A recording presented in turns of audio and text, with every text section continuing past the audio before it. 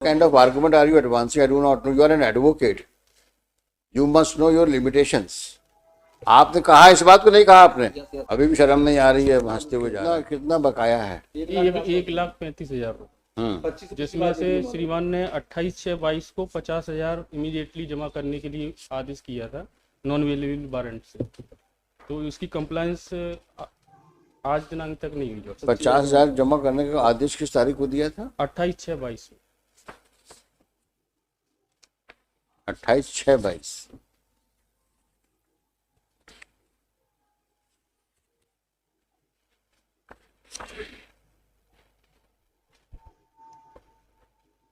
चौदह 6/22 में non available warrant भी इशू हुआ था। अब इसको नॉन अवेलेबल इसको अरेस्ट करवा देते हैं। 25,000 पिछले हफ्ते दे दिए मानो। Let him be in jail now. हर महीने मानो 25,000 देते जाने चाहिए, 1 लाख के आसपास में हो जाएगा पूरा। आप हाई कोर्ट का ऑर्डर को आप सीरियसली ले नहीं रहे हैं। हाई कोर्ट आपने उसी दिन कहा था सब 25,000 में जमा करा रहा हूँ। बिल्कुल 25 जमा करा दी थी उसने मैंने। वो भी आपने क्या कहा था उसके बाद? और इसको आएगा 25 जमा करवा देंगे क्योंकि पहले ऐसा हो गया।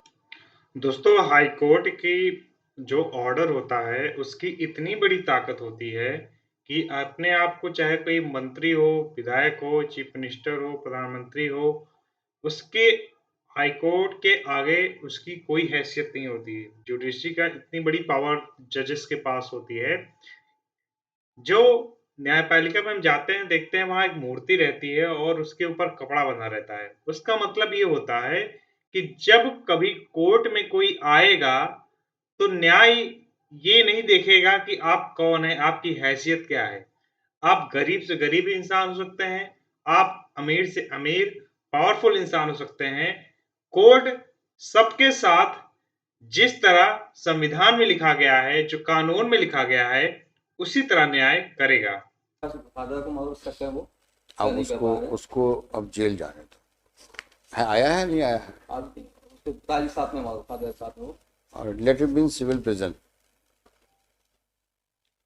25,000 तो करके नहीं देते हैं तो सिविल जेल जाना और 25,000 कर दो ऑर्डर।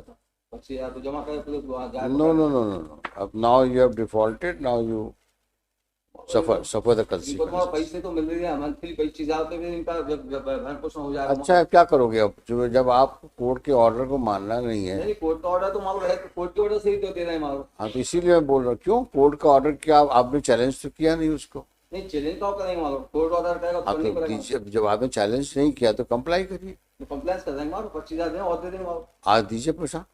आज तो मालूम मैं पूछ लेता हूँ होगा उसके पास। नहीं, वो you are playing bluff with the court. No Yes, यार you are bluffing the court. No मालूम। Last time also you made false assurances Yes. and you have now betrayed again.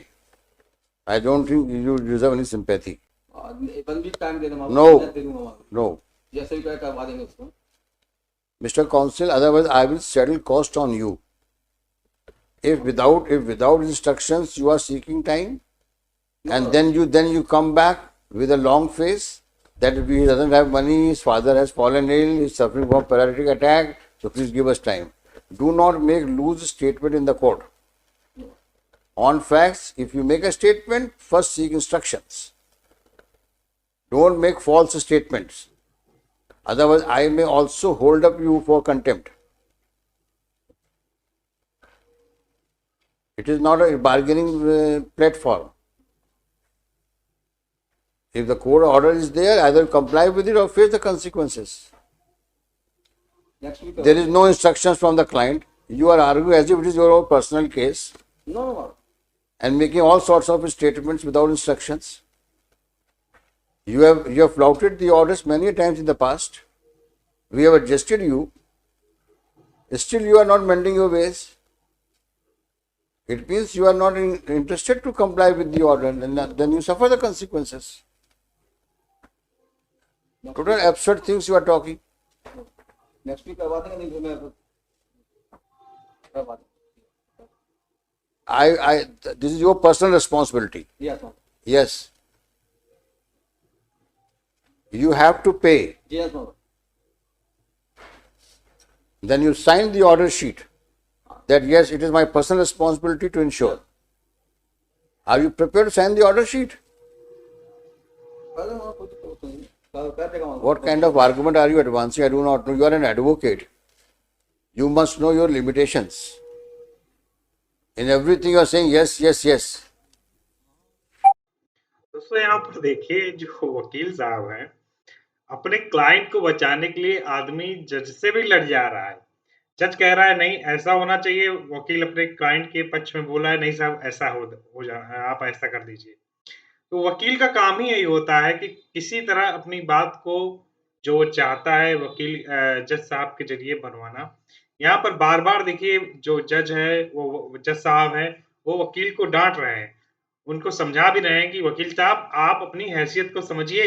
आप वकील हैं, आप अपने क्लाइंट का पक्ष रखने आ रहे हैं। आप अपने क्लाइंट के हस्बैंड नहीं हैं कि आप उनके बियॉन्ड पैसा दे देंगे। लेकिन तब भी ये कह रहा है कि नहीं माय लॉर्ड मुझे समय दे दीजिए, मैं जो बचा हुआ अमाउंट है वो मैं पे करा दूंगा। यहाँ पर वो जिम्मेदारी भी ले रहा है कि जज साहब मैं खुद ही कर दूंगा, आप उसको कृपया जेल मत भेजिए। समझ जाऊंगा। हाँ समझ तो रहे हो और लिखवा भी रहे हैं तुम्हारे लिए अब हम। नहीं बच्ची वो नहीं देगा मालूम तो मैं कैसे भी करके व्यवस्था करवाऊंगा। अच्छा अच्छी बात है। चलिए देखिए, despite repeated orders of the court the respondent husband has not complied with the order of payment of 50,000 rupees in full.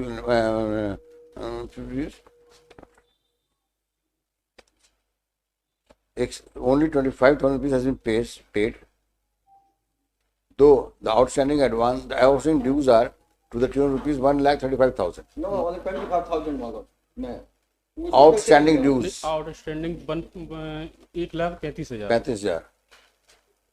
Stop. The respondent husband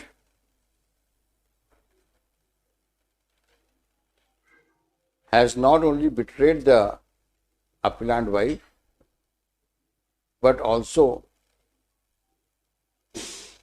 has flouted the court orders despite issuance of non-bailable warrant against him.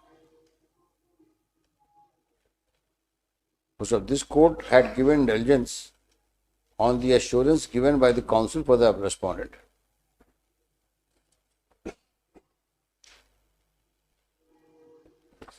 To pay 25,000 rupees within 1 week from the date 21/7/22. 25,000 मालूम। वही लिखाया है।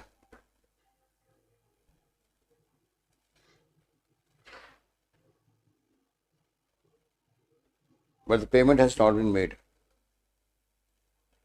So then counsel for the appellant submits that respondent be sent to civil prison at the cost of the appellant for non-compliance of the court orders.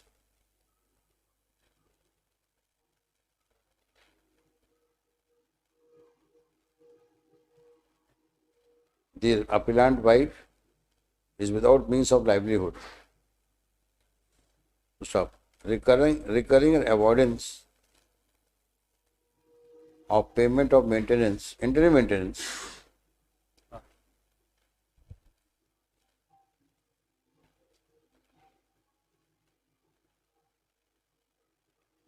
tantamount to depriving the appellant wife of means of livelihood. Stop. At this stage, Shri so and so makes the statement at the bar that though he has no instructions from the respondent, but he will ensure payment of 25,000 rupees on or before next Monday. If the appellant fails to deposit, the counsel shall deposit from his own sources. ठीक है मालूम हम दे पाएंगे। आप ही ने कहा है अभी, नेक्स्ट वीक का कहा है मालूम। आपने कहा कि नहीं तो मैं दूंगा। हाँ नेक्स्ट वीक क्यों लिख रहा हूँ? वो तो दे देगा मालूम। आपने कहा, इस बात को नहीं कहा आपने। यस यस लिखोगे ना, लिखो, लिख रहा हूँ मैं आपकी बात।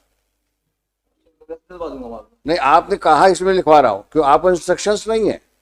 नहीं मालूम लिख के आओ नहीं वैसे जो कोर्ट में कह रहा हूँ मालूम तो जरूरी नहीं है। नहीं आपने पिछली बार भी कहा था।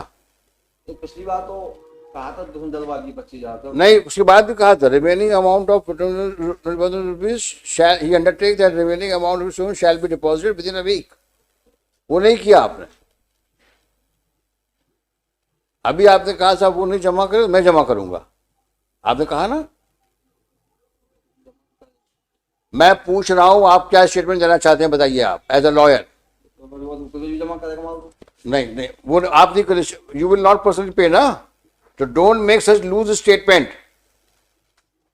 यहाँ पर देखिए, पहले तो वकील ने कहा है कि जज साहब मेरे क्लाइंट को आप जेल मत दीजिए, उसके ऊपर कोई कार्रवाई मत करिए, बाकी जो पेमेंट है मैं अपनी तरफ से मैं उसकी जिम्मेदारी लेता हूँ कि मैं वो पेमेंट करवा दूंगा।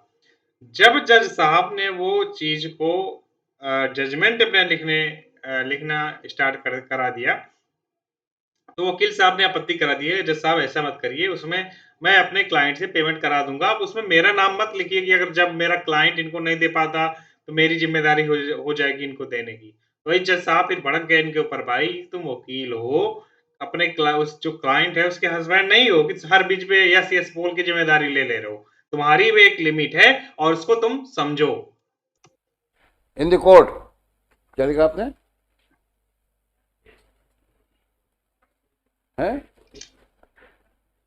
नो, छोड़ दीजिए उसको, next week by Monday stop. If amount is not deposited, दी कहाँ का केस है ये? मुरैना का। Morena The SP Morena shall ensure arrest of the appellant, respondent husband, shall arrest and produce before this court for the, to face the consequences flowing from such flowing from non-compliance of the court orders. List on Monday. आइंदा से ऐसा statement कभी मत देना। हाँ, तो वकील की हैसियत से खड़े हुए हो, उसके हस्बैंड नहीं हो तुम। अभी भी शर्म नहीं आ रही है, हंसते हुए जा रहे हैं। आखिरी में दोस्तों, यहाँ पर जज साहब ने क्या कहा कि अगर आपका क्लाइंट जितनी डेट को यहाँ पर लिखित में बोला गया है, अगर उतनी डेट तक उसका पैसा वापस नहीं देता है, तो वहां के एसपी की जिम्मेदारी होगी कि उस आदमी को कोर्ट के सामने पेश किया जाए। तो ये पूरा आपका मैटर था जो आपने देखा। वीडियो अच्छा लगा हो तो वीडियो को लाइक कर दीजिए, चैनल को सब्सक्राइब कर दीजिए।